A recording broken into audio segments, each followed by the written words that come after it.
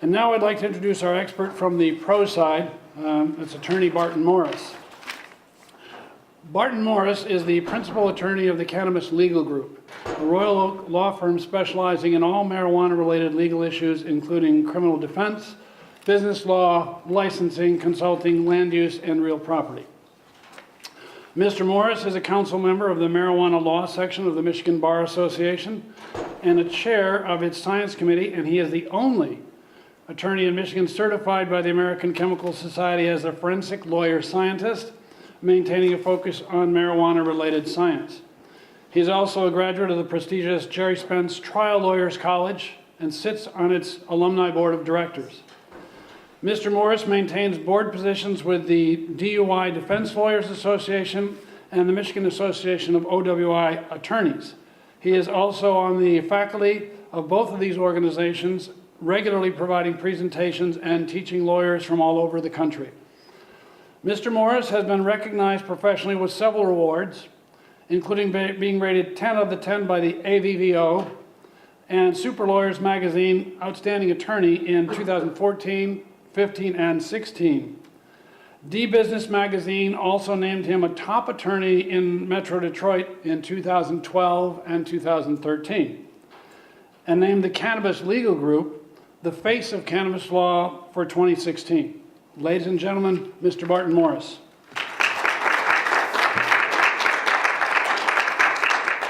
Thank you, Doctor. Hold up for you.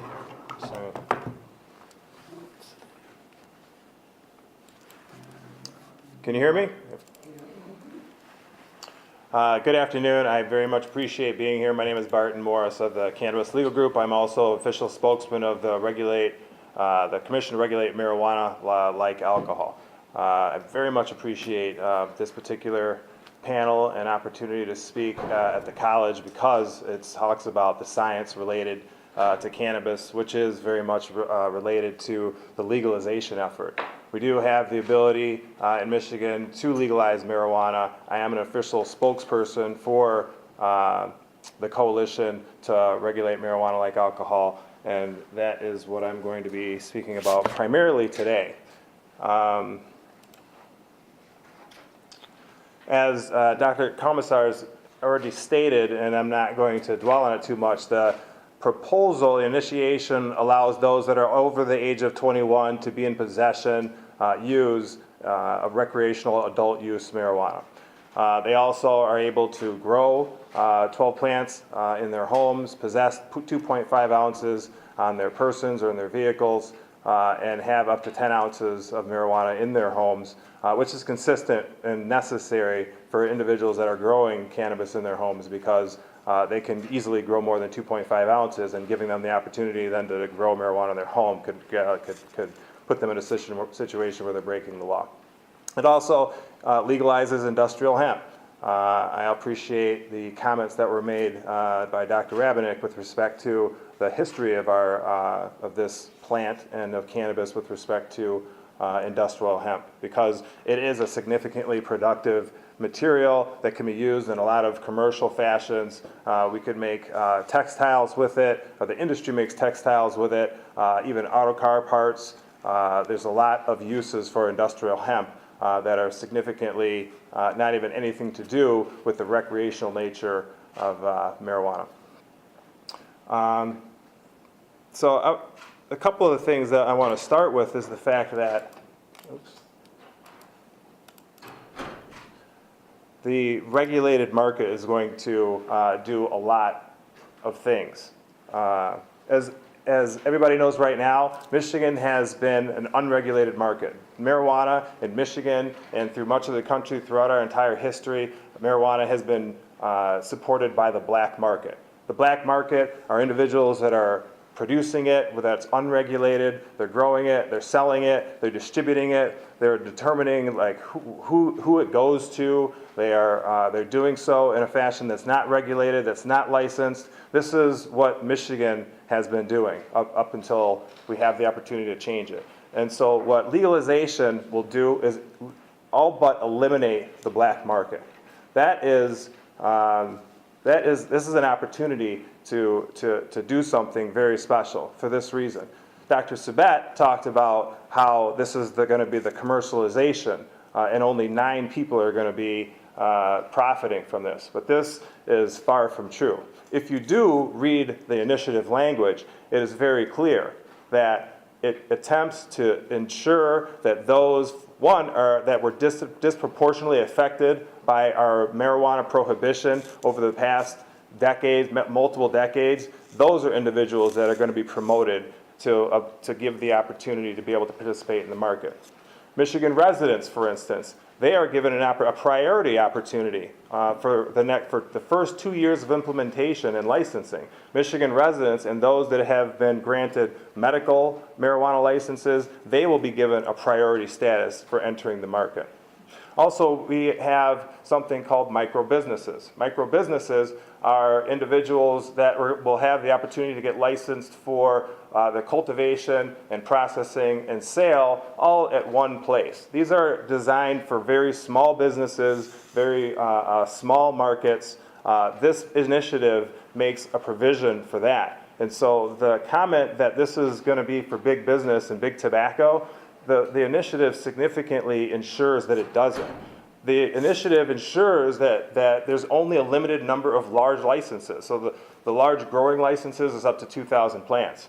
So if we were going to invite big tobacco or big marijuana to come into Michigan, then we would allow them to get as many licenses as they would ever need.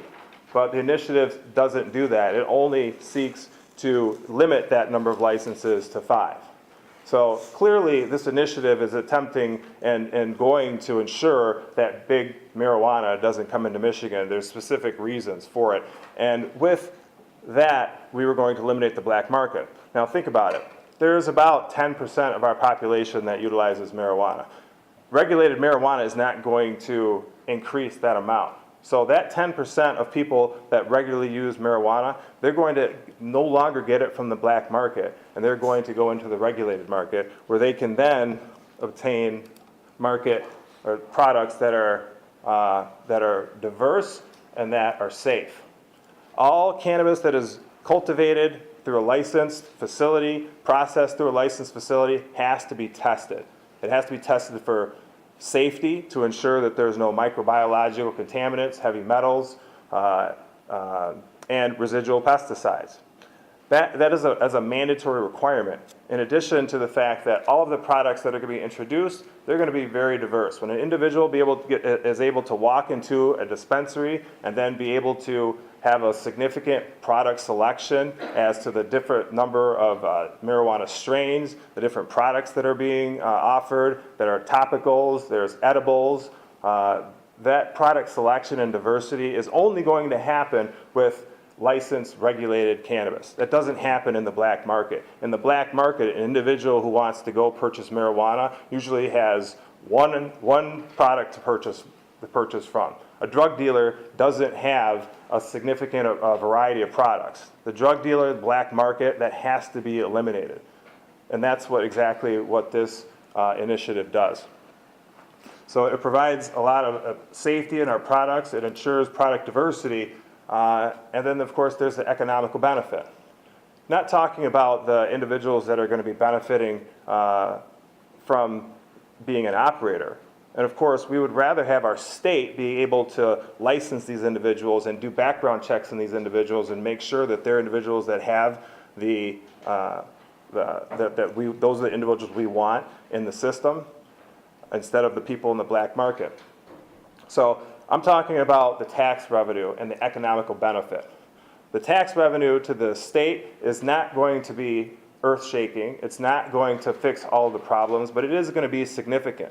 Several $100 million in tax revenue that the state would not otherwise have will be introduced into our economy. The jobs, the number of jobs that the number of operators is going to create, they would not exist but for this initiation. The number of jobs that this initiation is going to create is going to be significant and be of significant value to our economy. The number of buildings that are laying vacant right now and dormant, they're going to be utilized. They're going to be utilized for these dispensaries and for these operations that they otherwise wouldn't be there. It's going to contribute to the tax base of the municipalities that seek to have these facilities within their community. There's significant tax benefits. The Senate fiscal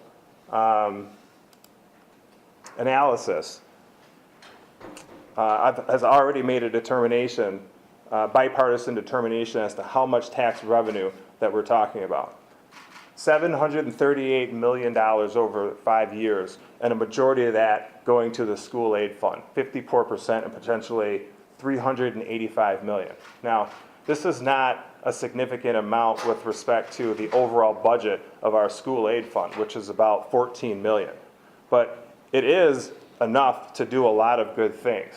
And the opponents talk about how the lottery has been unable to provide any significant financing to our school aid. That's not true. The lottery has contributed about $900 million in 2007 alone, which is about 6% of the entire budget. That money doesn't just go away. It does good things. And we have the opportunity to do good things as well with this money, like school lunch programs, athletic programs, to ensure that our educators have a good retirement programs, to ensure our educators are able to increase their salaries, to ensure that those good educators are staying within those schools, to better our libraries. Those are things that this money can do, and there's absolutely no reason why we should ignore it. The opponents say that it's not going to pave our roads in gold. We don't need our roads in gold. We need good educators with good facilities and good libraries and good books. That's what we need for our schools, and there's absolutely no reason why we should ignore and deny our students of those opportunities. And then talking about our students. The opponents always talk about the fact that they believe that regulated, legalized marijuana is going to lead to more adolescent use. And the fact of the matter is that that's simply not true. I hear a lot from opponents talk about how there's going to be gummy bears, and there's going to be lollipops, and there's going to be things that are marketed to children. This is one of the regulations that is in place right now with medical marijuana, which specifies that no edible products can be created that look like candy, or they look or have a color or package or label to anything that would appeal to minors that are 17 years old or under. This is regulated cannabis is what I'm talking about. These are rules that are in place to ensure that the lessons that have been learned through big tobacco are no longer in effect. Big Tobacco and Joe Cool and the Marlboro Man, this is from the 1970s. We're now in 2018. We understand the dangers that confront our society and our children. And regulated cannabis will seek to ensure that we don't repeat that. We don't market to children. This is proof of it. This is a rule that I can guarantee you, if legalized marijuana passes in 2 weeks, this is going to be something that's imposed along with a significant other host of regulations. We're talking about regulated marijuana. That is not the black market making that decision. It's the state of Michigan, and it's the Department of Licensing and Regulatory Affairs. Opponents talk about the increase in teen use or adolescent use. In Colorado and Washington, these numbers prove and demonstrate that adolescent use is down and continues to decrease. And at this point last year, 6.5% is the lowest number it has been since 2006. And Colorado, it passed legalized marijuana, adult use marijuana in 2012. It wasn't implemented until the middle of 2014. So it wasn't until 2014, 2015, 2016 where we saw those reductions. It's because of the implementation, potentially of the implementation of their adult use marijuana. I am so happy to hear that Dr. Sabet, like most people, do not agree with the fact that 20,000 people a year in this state go to jail or go to prison or just get arrested for nonviolent marijuana offenses. I'm very grateful to hear that he understands and that our opponents understand that decriminalization is what's necessary. Many states, many cities in this state have already done so.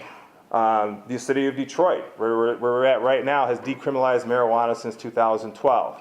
Other cities have done so as well, and there's been no negative effects. The fact is that people arrested for simple marijuana offenses is a crime in and of itself, and unfortunately, it disproportionately affects African Americans. In this state, more than almost 4%, or African Americans are 4 times more likely to be arrested and prosecuted for a marijuana-related offense. This is not a legislation initiation, and this has nothing to do with big business. This has everything to do with social justice and doing what's right. Because I don't see any legislation being introduced right now that seeks to correct this. This is a travesty of justice. This is a disparity of justice, and this is something that needs to be eliminated. Michigan has the opportunity to eliminate it right now in 2 weeks.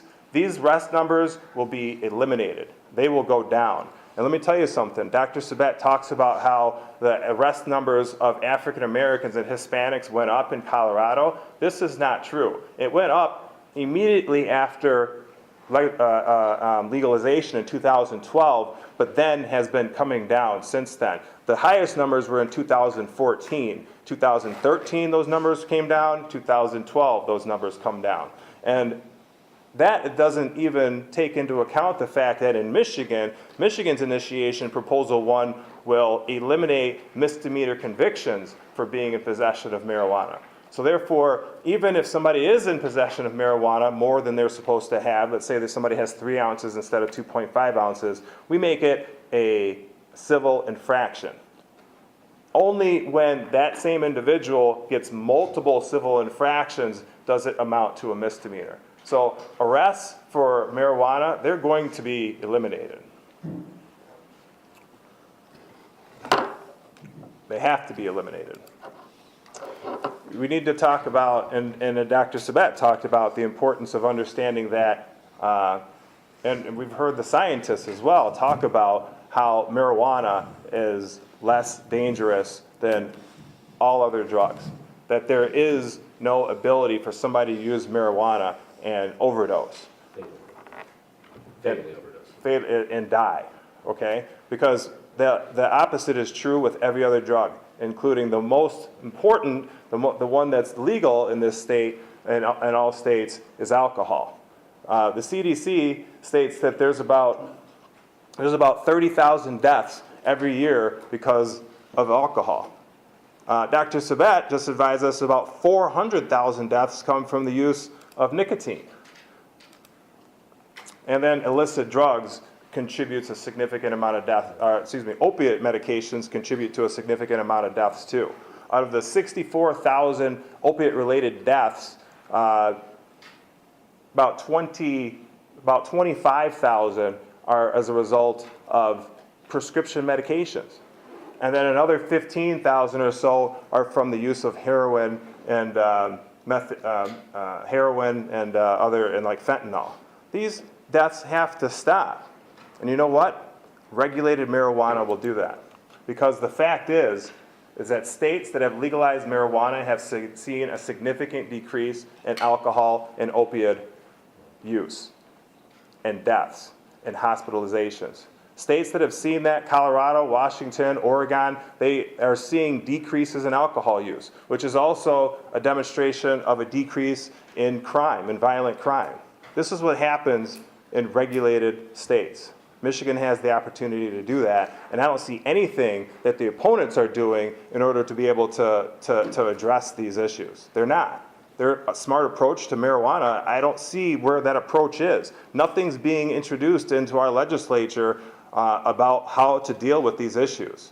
But we have that opportunity now. In closing, the initiative seeks to ensure that municipalities have the ability to select whether they want to have facilities within their community. So there's not going to be this argument that I hear that there's going to be a pot shop in every street and every corner. Cities get to decide. The city of Detroit here gets to decide How many facilities do they want? Where do they want them? How close to parks and schools do they want them? Or how many, or city gets to decide they don't want any at all. Every city gets to decide. The individuals that are within that city get to decide and have a say about facilities, how many they want, what types do they want, and how are they operating. This is the reality. Read the initiative and you will find out that it is the best alternative. It is the only alternative. Then I will conclude with that. That's it. Vote yes on proposal 1. Thank you.